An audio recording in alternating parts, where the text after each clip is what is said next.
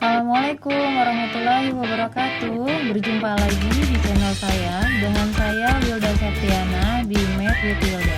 Selamat menikmati. Pitagorean atau Pitagoras adalah aturan yang hanya berlaku pada sebuah segitiga siku-siku, di mana aturannya adalah kuadrat dari sisi miringnya akan sama dengan jumlah dari kuadrat sisi-sisi tegaknya. Jadi rumus Pitagoras ini hanya berlaku di segitiga siku-siku aja ya. Kita ambil contoh segitiga siku-siku, sisi-sisi tegaknya adalah 4 dan A. Sisi miringnya yang ada di seberang sudut siku-siku yaitu 5. Nah, yang kita cari adalah besaran sisi A. Bagaimana cara mencarinya? Ingat yang tadi, kuadrat sisi miring yaitu 5 kuadrat akan sama dengan jumlah dari kuadrat sisi-sisi tegak yaitu A kuadrat ditambah 4 kuadrat.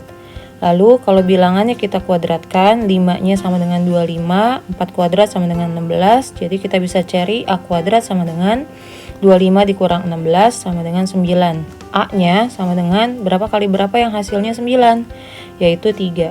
Nah, contoh ini adalah contoh penggunaan rumus untuk mencari salah satu sisi segitiga siku-siku menggunakan rumus Pitagoras.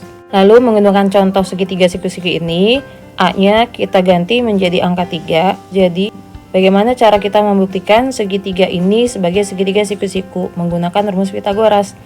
Tinggal kita masukin aja angka-angkanya dari sisi-sisinya sesuai dengan sisi-sisi yang ada. Jadi, sisi miring kuadrat sama dengan sisi-sisi tegaknya dikuadratin. 3 kuadrat ditambah 4 kuadrat. Lalu kita kuadratkan bilangannya jadi 25 sama dengan 9 ditambah 16. Hasilnya 25 akan sama dengan 9 tambah 16, 25. Jadi, contoh ini adalah contoh penggunaan rumus Pitagoras untuk membuktikan bahwa segitiga tersebut adalah segitiga siku-siku. Oke, next adalah triple Pitagoras. Apa itu triple Pitagoras? Dari kata-katanya aja triple berarti 3 ya.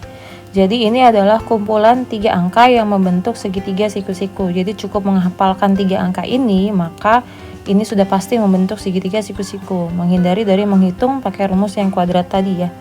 Jadi ada 6 buah triple Pitagoras yang ada di kotak ini, di mana sisi yang terpanjangnya adalah sisi yang miringnya. Jadi ingat ya, sisi yang terpanjangnya adalah sisi miringnya. Jadi bisa kita ambil contoh. Contoh misalnya yang pertama ada sebuah segitiga siku-siku, sisinya adalah yang tegaknya 24 dan X, sisi miringnya 25. Disuruh carilah nilai X. Kita lihat yang merupakan triple Pitagoras yang ada angka 24 dan 25-nya yang mana? Nah, yang 7, 24, 25. Jadi, kita bisa tahu bahwa angka yang satunya lagi yaitu X-nya sama dengan 7.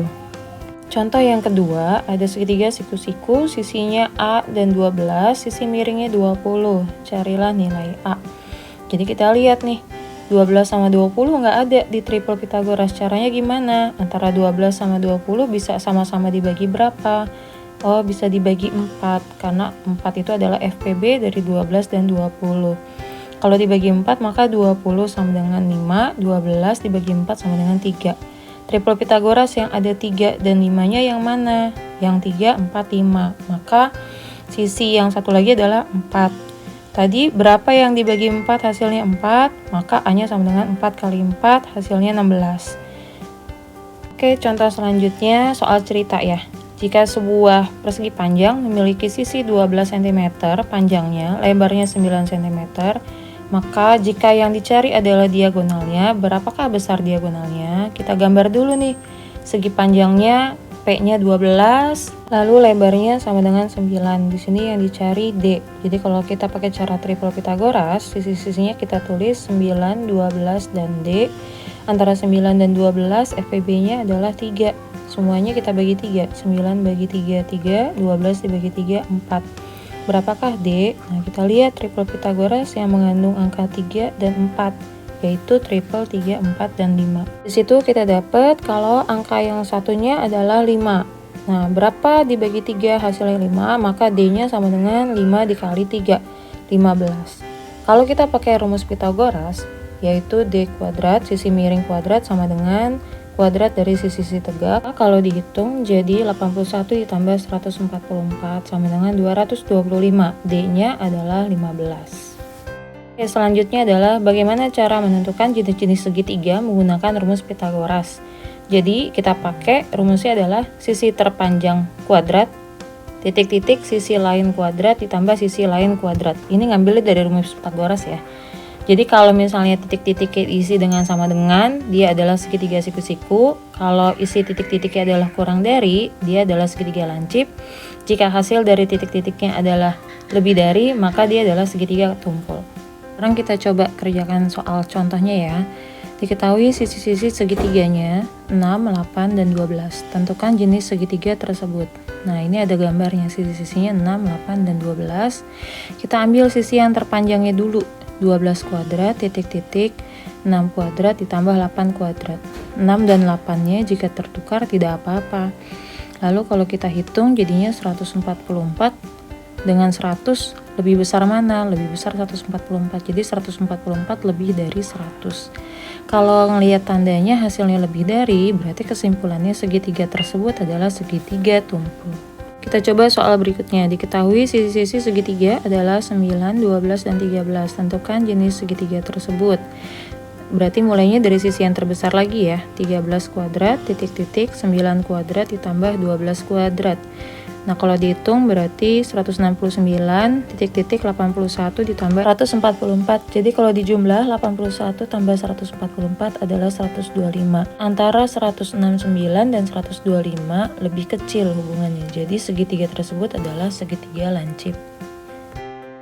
Selanjutnya adalah tentang segitiga istimewa. Disebut istimewa adalah jika memiliki sudut 30 derajat, 45 derajat, dan 60 derajat. Segitiga istimewa yang pertama adalah segitiga sama sisi. Segitiga sama sisi itu memiliki sudut yang sama, yaitu 60 derajat semua.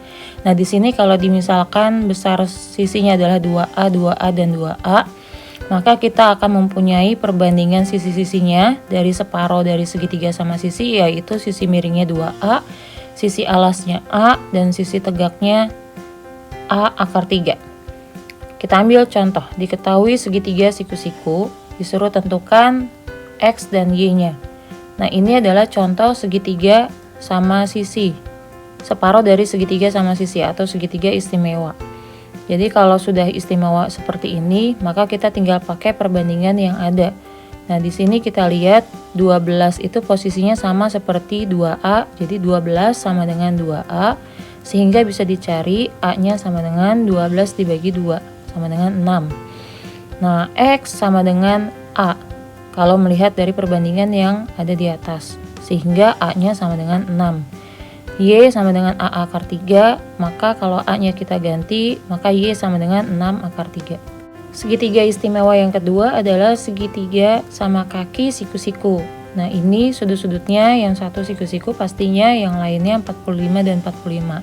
Sisi-sisi tegaknya A dan A, sisi miringnya A akar 2. Ini sudah perbandingan yang pasti ya, sudah tetap. Nah, kita ambil contoh. Diketahui gambar di bawah segitiga siku-siku. Tentukan P dan Q. Nah, kita lihat bahwa 5 akar 2 dan posisi A akar 2-nya sama. Jadi kalau misalnya akar 2-nya sama-sama dicoret, dapat A-nya sama dengan 5. Nah, kalau kita mau cari P di sini kan posisinya sama kayak A. Maka P sama dengan A sama dengan 5. Q-nya juga gitu, Q sama dengan 5.